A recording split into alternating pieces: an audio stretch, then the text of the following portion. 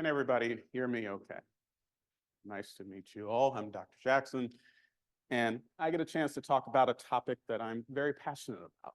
And when I talk to mentees, whether they're students, residents, and fellows, professional development always comes up.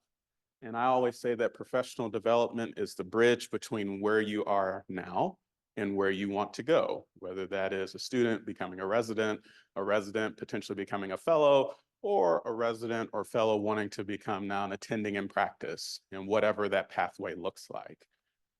The other argument I'm going to make is that professional development is not just checking a box. There are many people that can check boxes. And if you think about it from a checking a box perspective, you're going to be frustrated because there's so many boxes to check. If you use it or think about it as a way to find joy and meaning in whatever you're pursuing, and also to advance your career in different ways, I would argue it means a little bit more in that scenario. And I'll try to give some perspective of what that means. So I'll start with a moment of gratitude to two very important mentors of mine that influenced the way that I thought about professional development, and then try to define it so that we have a similar shared mental model, give you some frameworks around it, and then specifically talk about targeting professional development, and also where does social media come into play, even in the era of X and Instagram and things. And then finally, the CV, which I will tell you becomes the living document upon which you can show how your professional development contributes to your brand, whatever that brand may be. So a moment of gratitude. I think it's always important. I love starting off big presentations with gratitude. And the two people on this slide have been impactful to me in two totally different ways. So the person on the left here, that has been my primary career education mentor since 2020. Her name is Dr. Danny Zipkin. She is professor of medicine at Duke University. She was the first person that really helped me see that without a clear vision and mission for what you want to do in your career, it's hard to pursue professional development because there's so many options. So the first lens of thinking through professional development is you have to know what you want. And that's more than just whatever specialty you're in. It's asking the next question of what's the difference I want to make in the specialty or thing that I choose to do. And if you know that, then you're able to pursue the opportunities that matter and are important for advancing that. The second person here is named Charlie Ray. He's a health services researcher at UCSF. I like him for two different reasons. One, he has the best Twitter/X handle I ever heard, and that is his Twitter handle is Ray Charles, just his name flipped, which I think is brilliant. Ray Charles, amazing physician. But he also influenced the way I think about professional development, because I'm sure many of you have been told you need to do research, or you need to do scholarship, or you need to do all these things. And usually when I talk to students or residents about it, they say, well, that's great, Dr. Jackson, but how do I do that? How do I figure that out? I don't have a lab, I don't have money to do research. And he published this amazing Twitter thread that said how to publish when publishing is not your thing, and kind of expanded my viewpoint on what it means to be engaged in a scholarly way. And I certainly wouldn't have the positions I have today and able to mentor and do the things I try to do with my own mentees if it weren't for these two people. So let's define professional development. It's a structured process, and it has multiple goals. One is skills acquisition. And the reason I focus on skill acquisition is whether you're applying to go to residency, whether you're applying for your first attending job, you're applying for fellowship, you have to remember that this is still a job, in the sense that people are looking on paper and asking, do you bring new skills, new perspectives, things to the organization, whether it's a residency, fellowship, et cetera, that are going to move things forward. And so in your professional development, you have to do the same things. Like, what are the things I can do to build skills or characteristics that distinguish myself from others? Connecting with mentors, sponsors, and also determining appropriate opportunities. All of this is the goal of professional development. And it can change throughout your career. What I pursue now in professional development is not the same things that I pursued when I was a resident. It's not the same things I pursued when I was a student. And you should intentionally approach it. And so I consider professional development from the perspective of the brand. Like, what do you want to be known for? And what do you want people to seek you out for? My brand is mentorship, it's scholarship, and it's education through leadership and other things. Like that is my branding. You could look at my CV and the activities I've done and things, and you could see that theme all the way through it. Now, that might look differently for you, and that's okay. Some of my mentees will laugh when I say this, but the first thing when I'm having a new mentor meeting is I say, you get 3 buckets. You get to tell me 3 things that you care about. And what we're going to do with those 3 things is create some domains upon which you're going to say, we're going to build skills in this area. Maybe you go to a conference or you do a training about this. We're going to do activities in this area, and we're going to monitor data to show like what was the impact of you doing those activities. And we're going to pursue leadership and other things. But it's all about building the brand when we think professional development. So I talked just for a second about the importance of mission. And this should be personal to you. You know, I give an example that for me as an academic journal internist, my mission is to teach, write, and educate about evidence-based practice so that individuals of all walks of life can get appropriate evidence-based care. That is my mission. And I have pursued different opportunities to build both my skill set in EBM, my skill set in being an educator, and my skill set in building the next generation of folks caring about this through the pursuit of scholarship in it. This can change as time goes on, and you can make it by asking a few key questions. So, what problem or topic are you passionate about?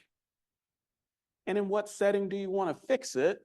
And then what outcomes can you look at? And the reason I put the outcomes last is because I think every one of you are wonderful. But when I'm a program director and I have 4,000 applications, I have step 1 that's pass-fail. I have first, second year curricula that are pass-fail. I have to be able to then look at the other things you give me and ask, you know, what makes this person so wonderful that I want them here on my team versus somebody else wants them on their team? You got to always think about what's the way that you show how you're passionate or interested in something. So now that we hopefully have a similar shared mental model of what professional development is, let's try to build some frameworks around it. So I believe that professional development at different points of your career is tied to a similar principle called professional vitality, which to me means that instead of saying, I need to do so many research projects or achieve so many leadership volunteer things that I check this box, I'm instead going to use that to explore these things. I'm going to pursue research, leadership, and volunteering to connect with mentors and find a community. Or I'm going to do it to grow as a leader or build programs about things and topics I'm passionate about. I'm building my reputation, whether locally or abroad, and I'm building skills along the way. Again, thinking about it from a vitality standpoint to me moves it from this is something that I dread doing to this is something that I desire to do. And that's very powerful when you're able to kind of reframe professional development that way. So let's talk, and my mentees have heard me say this. I was actually just talking about this particular analogy with my wife, some of whom you all met her yesterday. She's a wonderful woman. I was explaining this analogy, and she was like, Chris, you could probably explain that a lot better. So I said, I'm going to try to explain it better the next time I give it. And you all, your reaction will tell me if my wife was successful in helping me explain this better.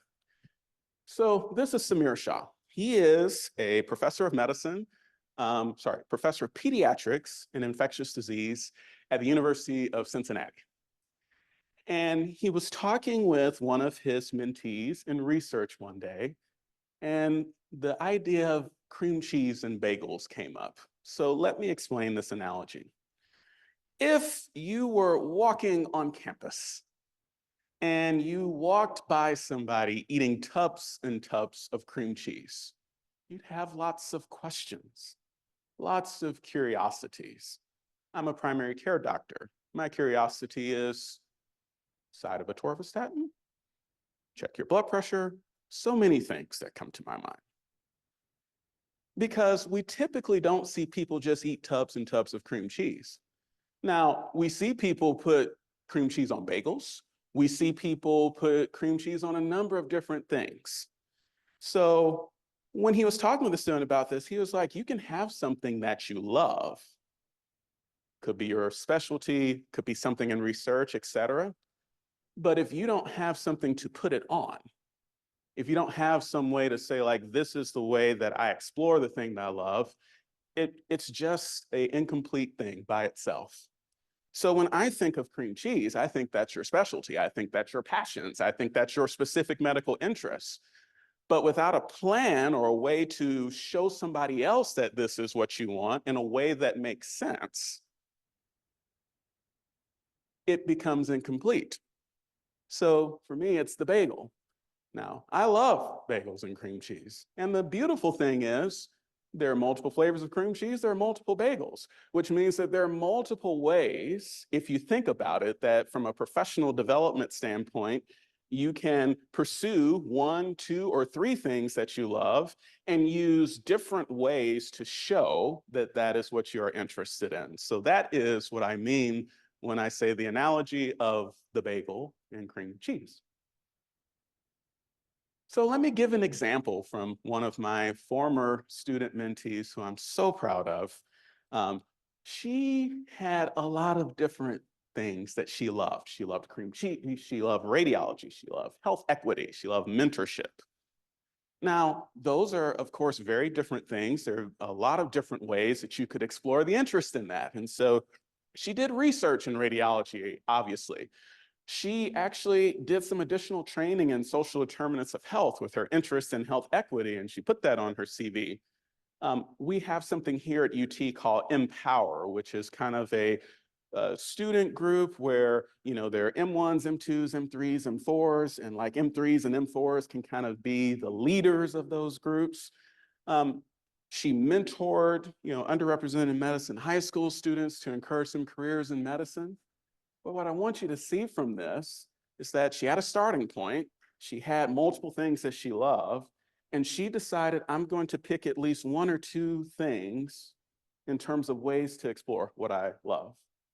And what happened as a result of that is she went from this person as a third year that had just all of these, what seemed like disparate interests, to having what I would argue was a very competitive narrative and story about her interest in radiology and health equity and mentorship. And I'm very proud to say that she's a senior radiology resident now at the University of Michigan, will be their chief radiology resident. And I think it's because she approached her professional development in a very unique way. So how do you find it? You know, what do you gravitate towards when you're reading, when you're consuming medical content, when you're Googling? Notice I did not say doom scrolling, but Googling or other things, like, what do you gravitate towards? And again, find ways to incorporate it in every project. I love mentoring and I love EBM, which is why one of my goals for myself with my mentees is that I want to publish one thing with each mentee that I have. And I've done that 97% of the time. And that's something I track for myself because it's just important to me to do that. And you can always ask your mentors for guidance, okay? So now let's move beyond bagel and cream cheese, because that's the 50,000 foot view. But I know you'll say, like, okay, well, Dr. Jackson, like, what am I going to do today? So I want you to focus on doing what I would call what matters. So I'm a clinician educator, okay, which means currently 50% of my time is spent in clinical practice. I am a proud primary care doctor at Regional One Health here, which to me is the hospital that is the heart and soul of Memphis and takes care of those with little to no insurance and tries to give them exceptional care. And then the remaining 50% of my time is spent between these educational and administrative roles. And in them, what am I trying to do? I am trying to get to the heart of mattering. I want to be able to deliver and meet expectations. I want to create products and outcomes that myself and others can be proud of. I want to make sure that I am enhancing the function of whatever group I'm in or the mentees that I talk with, et cetera. I want to make sure that I'm building awareness for things that matter. This is the heart of mattering that's important to a clinician educator. And I would argue the same things actually apply to you where you are. So remember earlier when I said, I talk with mentees and I say you get 3 buckets? We can take that and develop what I call a professional development matrix. So to me, the domain is a sphere of work. It could be research, it could be leadership, it could be training, it could be health equity, it could be so many different things. It's a domain that you fit activities into. Then there's an impact. How do you define the value of that? So one common thing I talk with mentees and others about is it's not enough to say you did something as much as to say what you did. What I mean by that is, sure, it's great that you were on that committee, but what was the impact or result of you being on that committee? It's a totally different question. And why? Because simple being on something versus you did something that you can track and that you can talk about. Again, much different context. And then what is that tangible contribution? So classically, if you are student going to resident going to fellowship, the most common domains that you're going to try to pursue things in are probably research, leadership, and volunteering. Why? Because these are the things that are going to be on like ERIS applications and things like that to then demonstrate, hey, here's my interest and here is how, I show that I want to be an ophthalmologist or I want to be an internist or I want to be a pediatrician or I want to be a surgeon. But we can actually expand this a little bit and say like, okay, well, what are the products, and what are the impacts? So for me, for example, research is showing your interest and proficiency in a field. I can tell you right now, I don't do research in things that I'm not interested in because it takes too much time. And if I'm going to spend the time doing it, it has to be something I'm interested in. But it's also an opportunity for collaboration. I have met wonderful colleagues from all over the country working on different papers, working on different presentations together. So what are the products? Maybe it's abstracts, okay? So I come here, I present my abstract, I have multiple oral abstracts, posters. Maybe it is the presentations, maybe it's papers, maybe it's digital scholarship, which has become a bigger thing, I would argue, over the past 5 to 10 years. What about leadership?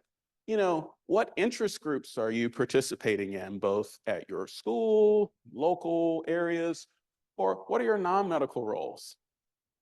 One of my favorite ways I showed leadership was in a former life, I was a choir director for many years. And I never thought that being a choir director would actually be a great way to show leadership because I often had to direct people that were much older than me. And I also had to deal with, as one could imagine, the many different attitudes, perspectives that can come when you bring a whole bunch of people together that have multiple ideas for how this one thing should be done. Volunteering, highlighting your passions, humanizing you. Now, when I put here these products, the point that I'm trying to raise here is when you start charting out and thinking of, okay, professional development wise, what am I going to put in my CV? What am I going to do? If you have some idea of what product you're trying to get to, you can then use that to say, when I'm building the CV, when I'm putting things on, this is what I'm putting on, and this is why I'm putting it on. And I'll talk a little bit more about that in a sec. Because I'm a scholarly activity person, I always get asked this. And so I put a reference here. It's one of my favorite articles on this subject. It's called How to Get More Juice from Each Squeeze, kind of maximizing what you get from academic projects. I always will tell people, you always want to get 2 for 1. So if you do an abstract, try to make it a paper. If you do a presentation, here's fun one. Take it on Twitter or X and make it a tutorial and then put that on your CV. because that's making it count more than once. Collaborate with others. I can tell you that, in 1 year, I'll never forget, I was very busy clinically, but because I was collaborating with others, there were still projects and things coming forth because I wasn't the rate limiting step of it's only just me. I pulled together a team. Team can be working on a lot of things, okay? So that's scholarly activity.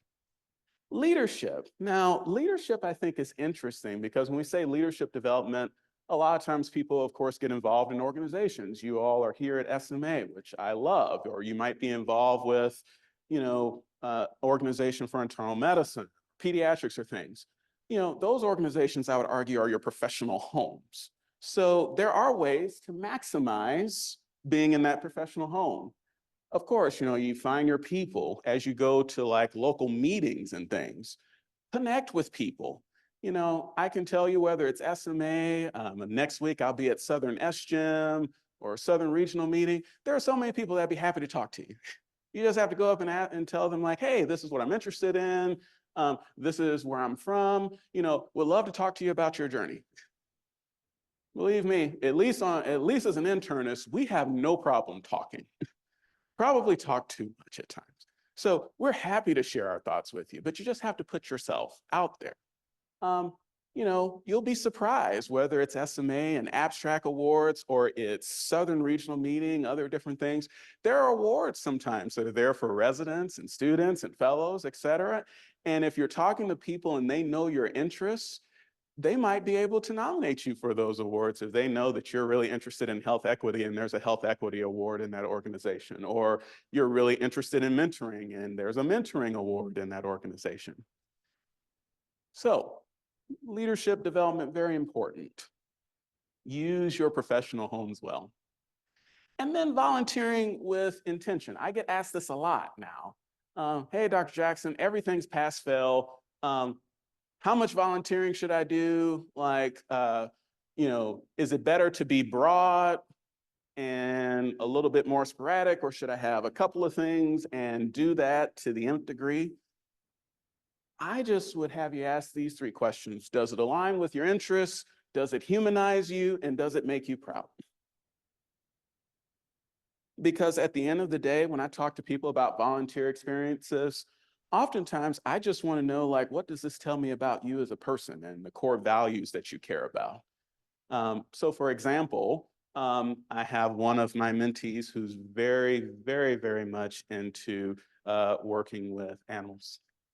And part of her story is being able to say that, you know what, I want to go into cardiology. I find this interesting, but I also find being able to take care of animals that unfortunately have not been taken care of as equally important. And that's something she wants on her CV. And I think what that actually shows for her is she has a compassion that's not only shown in her clinical work, but also in that volunteering activity. Even though it's not directly related to cardiology, it is related to showing who she is as a person and her values.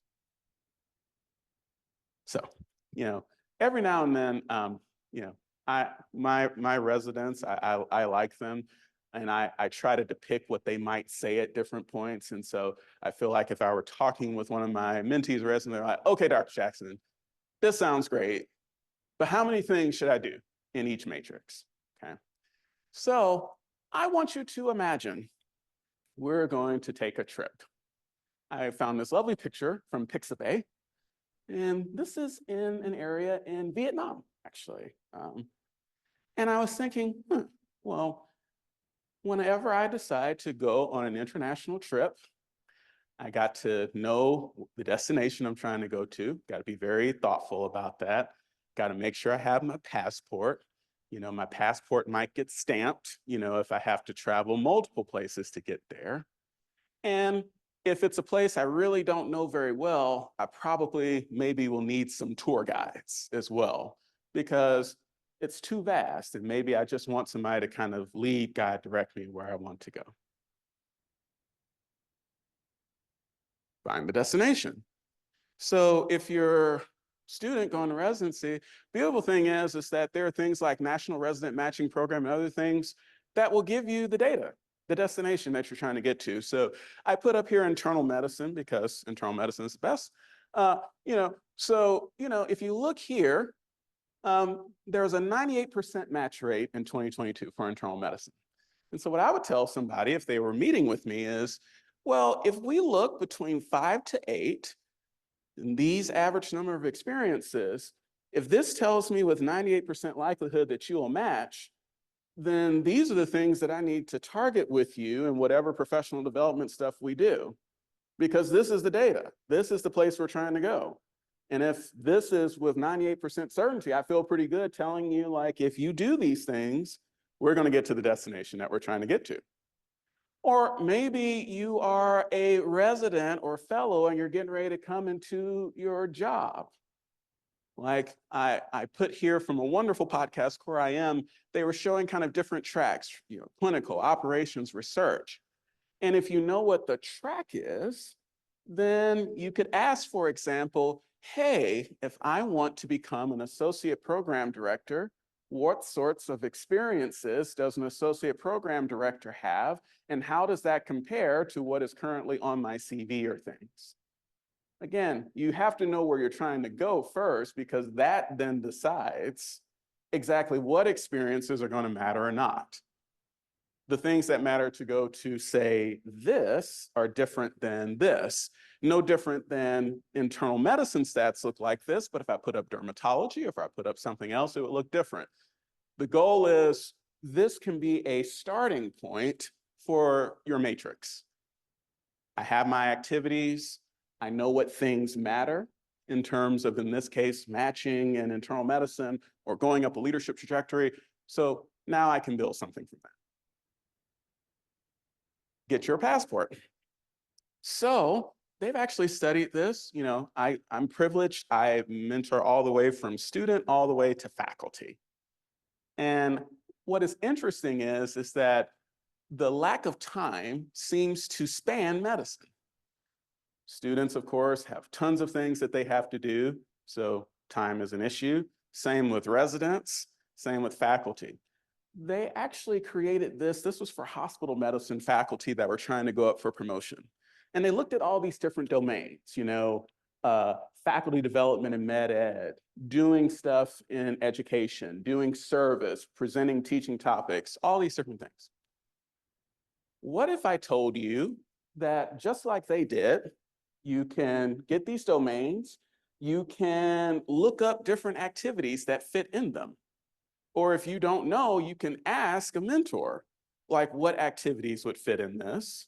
You could then say, what's the time commitment that I'm going to need to do this? And when should I meet certain goals? An example I give with my residents undergoing fellowship is that I know that in the literature it says about 3 publications at least is necessary to do fellowship. So if I know that, I can tell them that, hey, after the first 6 months of intern year, let's meet and we need to start thinking about what projects you're going to do, because you need time to be able to actually get 3 things published. Or if I know for a medical student, for example, that they need 8 volunteer experiences, well, instead of meeting with you when you're in 3rd year and say, oh crap, you're behind the 8 ball, I can give you some forecasting beforehand and say, okay, if you need 8, you can't do like 8 in 1 year, but you can build 2 or 3 things each year and get up to 8. So to me, you can take this sort of mindset and kind of build out and make yourself a plan so that you can use your 4 years of med school, or you can use your 3 years of residency in internal medicine or other things to get to where you're trying to go. And then don't forget tour guides. So I love this depiction of what mentors, what sponsors, what coaches are for me. So a mentor is, help me find the way. I'm trying to get to being an academic hospitalist. I'm trying to get to being a resident. I'm trying to get to this thing. Help me find the way. And there are professional and personal things that can be done to do that. A coach is walk with me, meaning, you know what? I know I need to do research. I've never done it before, but it seems like you've done, case reports before, or you've done different scholarly projects. Can you walk with me while I'm doing this project? Again, very task specific. And then a sponsor is open the door for me. These might not be people that you meet with every single month or every other month, but it might be somebody in SMA that you had a conversation with that knows that you're really passionate about this. And when they hear of an opportunity or an award or something else that fits that, they might say, hey, you're a good fit for this. You should go out for it. People to be successful professional development wise need all of these things. There's not like a either or. The other thing I'll say is that rarely will one person be enough to do it. I say that if you get enough mentor coaches and sponsors, you can have an executive board of directors for your career and life. And the principle of that is that they are engaged and invested in helping you get to whatever is important. I put this here just to, again, define the difference between advisor, a coach, a mentor, again, and what benefits there are, what the time frame looks like, control, who's deciding what. Okay? And you can start today. So, meetings are a perfect and prime time to think about some of these sort of development things. So, obviously, before the meeting doesn't count. At the meeting, you're networking, you're practicing your presentation. But if I can give one thing, it's this. Follow up on new ideas and contacts. Maybe you had a great conversation with somebody at the poster session. Y'all came up with a project together. Follow up. Or maybe you met a faculty member that, really you found impactful and you want to learn more about their experience. Email them. Maybe you found something new here and you want to go and tell your colleagues about it when you get home. Do that. All of that is also a part of professional development. All right. So that's a framework. I wanted to put in here social media because I do think social media is important. Now, I want to normalize that social media can certainly help professional development. It is not a required thing. And I'm going to share my story with using it and some precepts that I learned that could be helpful.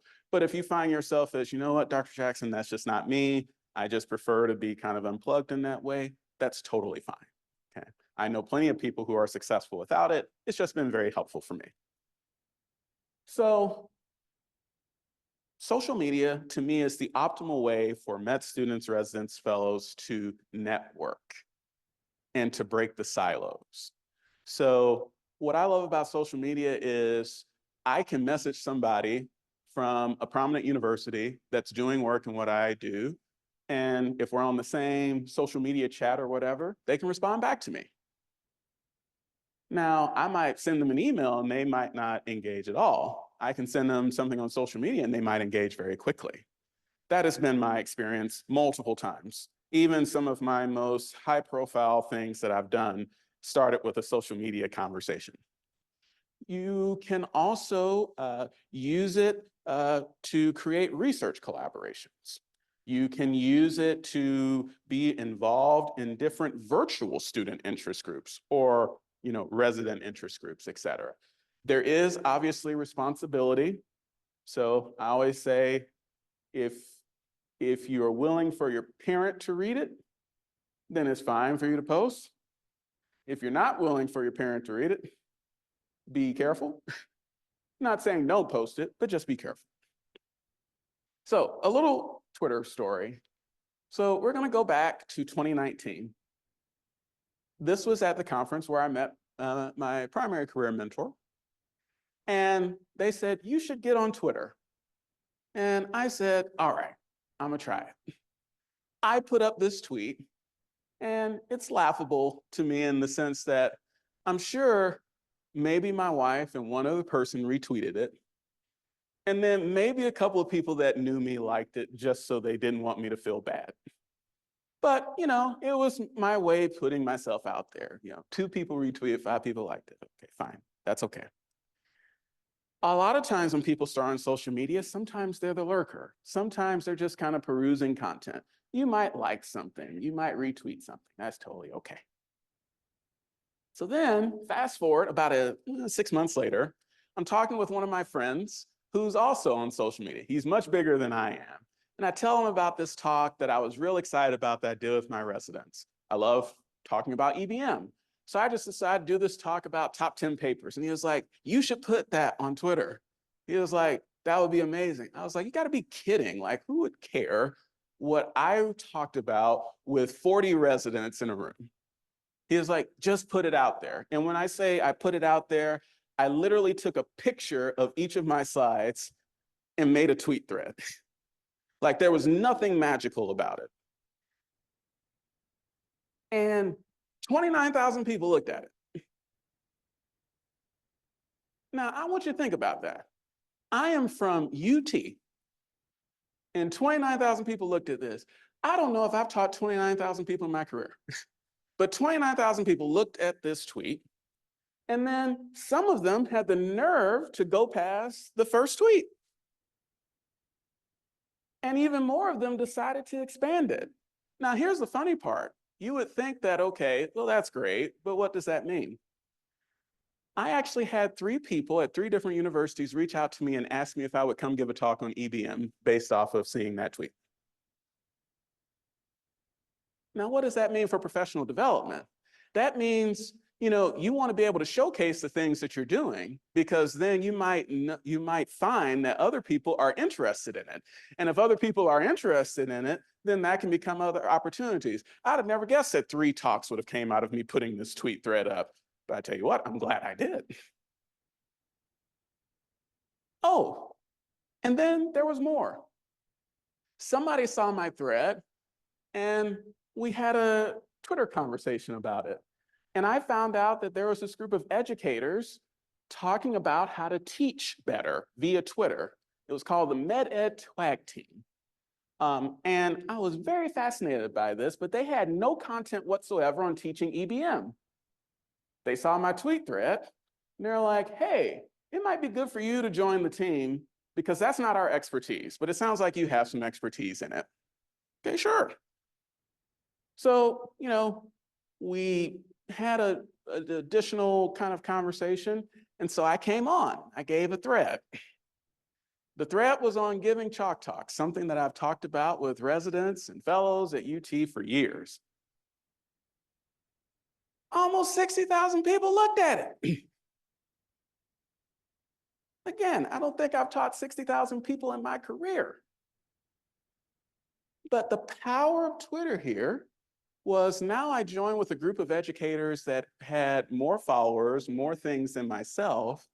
And now that I'm under them and I am suggesting things that I did, even more reach. This actually led to my first paid talk outside of my institution, because somebody saw it and they're like, this is really interesting. Would you be willing to come virtually to us and we'll pay you an honorarium? Even better. Wife was very happy. So that group that I'm in has done 68 tutorials in 2 years. This is how many people usually engage with those tweets, how much is estimated overall, how many people have retweeted, commented on it. For them, their followers went from like 300 to over 3,000 or 1,000 over 8,000. My followers went from like 4 to like 2,000 almost, just based off of what I'm opining about that I love. And we've been able to do different things because of it. We've given talks, we've written papers, we're doing all this stuff. Here's the things for me. This has been the impact of Twitter on my career. I've given national workshops, I've given invited talks at those institutions, I've written 6 papers just based off of things that happened from Twitter conversations. When I went up for promotion early, 2 of my letter writers were people I had never met in real life, but knew my work through Twitter, and were willing to put their name on the line and write a letter to say he should be promoted early to associate professor. But most importantly, one awesome journey. So while not necessary, I think it can definitely amplify your professional development, whether it's through networking, creating a bigger group of people that you're around, whether it's through showcasing your work and opening you up for other opportunities, or it's also just simply through being able to let other people see the things that are important to you And then if they see what's important to you, those program directors, APDs, et cetera, that make the decisions that you care about, they could do that. And I have all these lovely roles, but I'm going to highlight these two. I don't think any of these two would have come had it not been from thinking about professional development the way I'm talking about, and certainly if it had not been for the impact of social media on my career. So Twitter, X definitely makes people nervous. So I put here from a lovely academic medicine, it's called Last Page. They're always one page. I love these. You know, I love the title, Your at Attending will tweet you now. And it gives you some different things to think about. You know, what's the anatomy of a tweet? You know, for those education lovers, you know, like you think of Bloom taxonomy, you can actually do that for tweets as well. And he even tells you ways to use Twitter and MedEd. You could do this today. Promise it works. And just stay away from, you know, a lot of the other riffraff on Twitter or X. Just stick to the medicine stuff. All right, so coming to the end, I've tried to give a definition of professional development, tried to help you think about frameworks and planning and processing. Now we gotta make sure this thing is represented correctly on the CV, because that's what people are going to see. So you probably know these typical parts of a CV. The only thing I want to add here that's important is CV and resumes are different. They're complementary, but different. Resumes are more about work experiences and what you have done from a work standpoint. CV is more of your academic lineage and journey. So as a result, a CV, by definition, will focus more on your honors awards, your research experiences, et cetera, as compared to a resume, which is going to focus more on specifically what work-related experiences you have, what certifications you have for the work that you do, et cetera. So both are important, just different in terms of what you get from them. Obviously, with contact information, avoid nicknames, let them know if you're using current or permanent address. Educational background, you always want to make sure you are staying consistent with format. I always recommend you want to use a format usually that has month and year. And you want to make sure that nobody can look and say that there are a lot of gaps in time. This has been important for my students and residents, particularly going up for jobs, because generally if there's a gap for more than a month or so, it starts to raise the concern of like, well, what happened? Now, there are obvious times where there should be a gap. Say like when you finish med school and go to residency, there should be a 3-month gap. You just have to be able to explain that. Employment experiences, the thing I want to emphasize here is share the impact of your work. And so when I mean the impact of work, what I'm meaning is you're the membership chair for an interest group on campus, or you're a social media chair. Well, don't just describe that to me, tell me what you did. So if you're the membership chair, has the membership increased significantly since you became the chair? Because that's the purview of your work. If you're the social media chair, are you doing more posts? What's the attraction of the posts that you're doing? If you are involved in research and teaching, like how many abstracts, how many papers, things. Again, people want numbers. In this way, I think from a business standpoint. So you're trying to make a business argument with your CV, why me instead of somebody else? And so I'll give an example for me. I have to be able to document why, as someone who trained as a general internist, why should the university pay for 50% of my time at a rate that is comparable to what I would get if I were seeing patients for that same amount of time? And part of how I do that is I have to share the impact of what I'm doing, whether it's my mentoring, whether it's education, whether it's my leadership roles. Like, yes, the titles matter, but what am I doing in those things that matter too? Professional affiliations and honors, if you were appointed to a committee, that's different than if you just self-selected to be on there. So it's important to put that. If there are a lot of activities that were done as a result of you being on something, like put that out there. Again, that communicates impact. And for me, as someone that looks at CVs all the time, like that's going to get my attention. Okay, publications, presentations, other activities. With publications, make sure the full reference is there. If it's on PubMed, put the PubMed ID. If it's not on PubMed, put the DOI.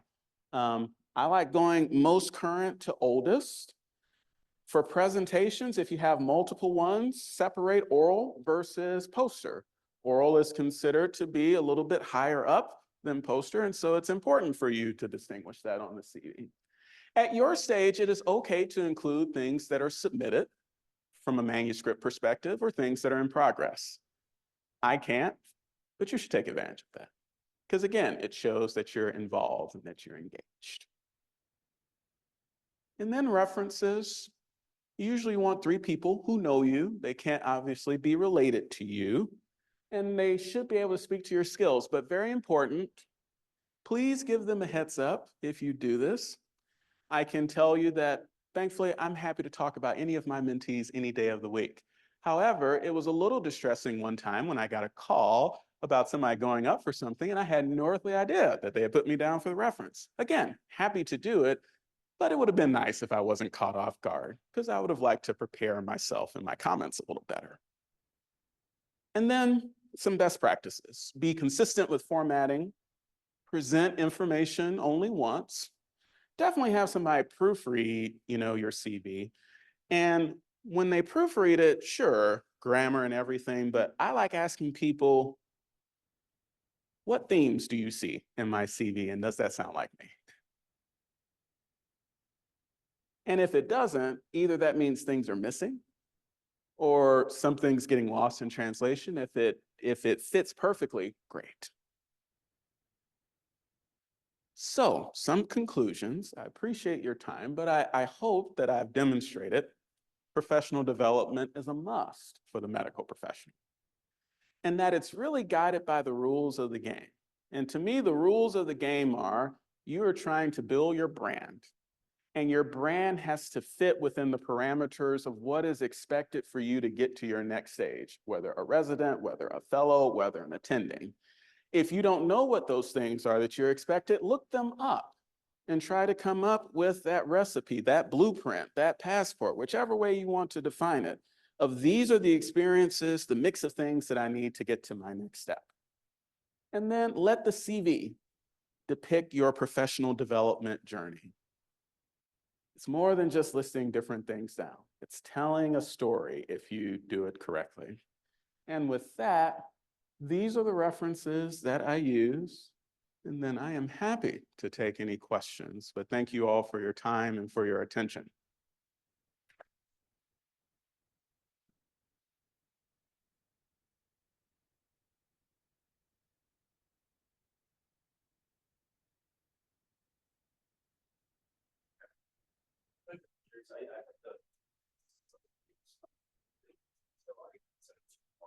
Yeah. For those of us, that, let's say we're still in our journeys, we're still students. Mm-hmm. Do you think we should be doing different things, how we're operating, attending, Mm-hmm. when we brand it, and then also kind of in your roles, program director, is that something that you're seeing more often out of students and applicants? Is that something that you think adds something? Great. No, 2 great questions. So I think in terms of should students do something different, maybe the biggest difference is you don't want to speak of medical expertise that you don't have just yet. So the example I can think of is you don't want to appear in your post that you're diagnosing somebody. You can certainly share a paper saying like, this is something cool, but let's say a patient comments underneath this like, hey, so-and-so, does this mean I have this? I would be careful with the response of, some are like, sure, maybe. No, don't do that, because you don't know. You're not their doctor. You haven't evaluated them. So I think you have to be careful about whether we like it or not. When we go into those spheres and when we opine, we are considered experts, even if we're not. And so that just comes with, I'll say, a responsibility to make sure that we are not overstepping where we are. So that's one thing I think that's different. I think the second thing that maybe is different is, uh, for better or for worse, I think students are really using it to find out more about programs and to connect with mentors. One problem that I have at least seen is some students are like, there's one person at my school doing this or that or something else, and that one person can't, deal with 10, 12, 14, however many different people. So I think there's been some use of Twitter to kind of connect to those other people. And I think there's a responsibility aspect of that as well. If you're going to connect with somebody in that way, have a good question in mind of what you want when you're connecting with them. Um, and then make sure that, again, there's the follow through. So I think those are two different things. As a APD and as an assistant dean, I will say there's been a trend to me seeing students use social media more. And some of the ways that I'm seeing this done is a simple one. Hey, hashtag, proud to be GIM when they're going to a gerontomal medicine conference and they present their work. Because, maybe 10 people came to the poster, but, thousands of people could see it on Twitter. So I've seen that done. I've also seen it done where like now there are a lot of residencies and other programs that do like chats on Twitter and things like that. Like, come find out more about our program. And so what a student might do in that case is, I want to show that I'm interested in this program. So if I engage in this chat and things, then the APD, PD, or whoever is looking at it might say like, oh, let me learn more about this student. So some of them are using it to basically put themselves out there in a world where it's not as easy to travel and get to these different places. I think other than that, the other thing I saw, and this was from some students at Emory that I thought was cool, some students at Emory were wanting to use their love of visual media to expand medical education. And so during the time of COVID, when there's a lot of new COVID literature, they were coming up with visual abstracts, had their faculty there review them, and then they posted those. And it got a lot of attention. There were some publications that came out of it, and those students really had their profiles raised because now they were contributing to the medical literature. So there are a lot of different ways that it can be used, but I think the main thing that I'm seeing is it is increasing. There are ways to use it, responsibly. And I would say, start small.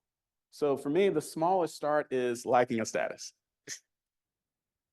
And then maybe if it's something in your area, retweeting it. So if I'm interested in surgery, I might follow the surgical journals and I might retweet. This was a really cool paper and finding. And you never know, somebody else that's walking around might be another surgeon who's like, yeah, we published on that before. And then again, you might get into a conversation with somebody that you haven't gotten to before. Did that answer your question? Oh, no.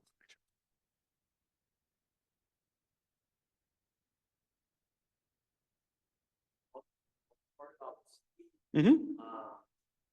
How would you go about deciding where to attack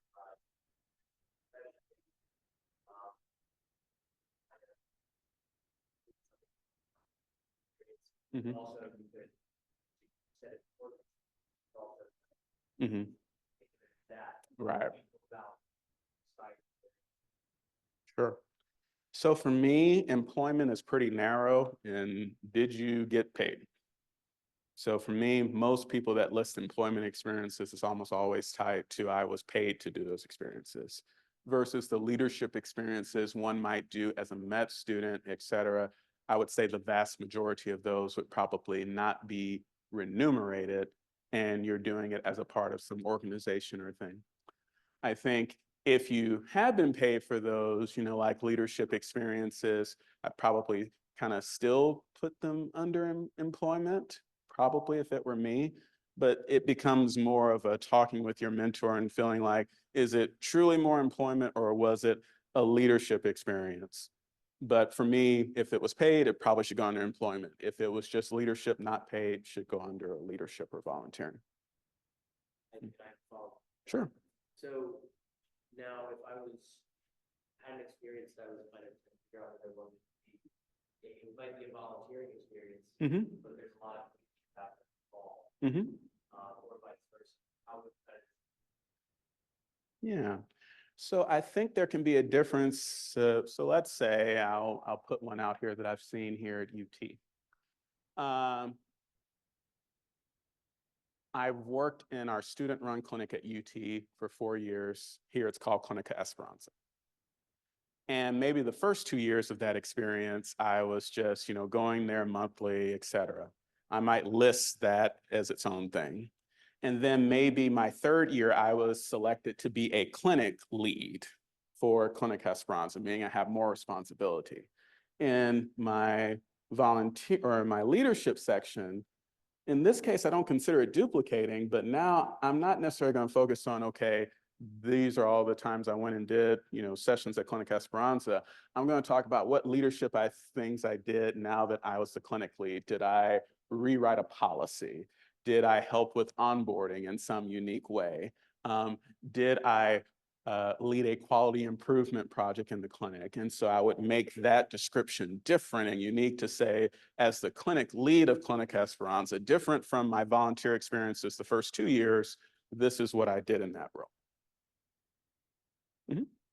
Excellent question.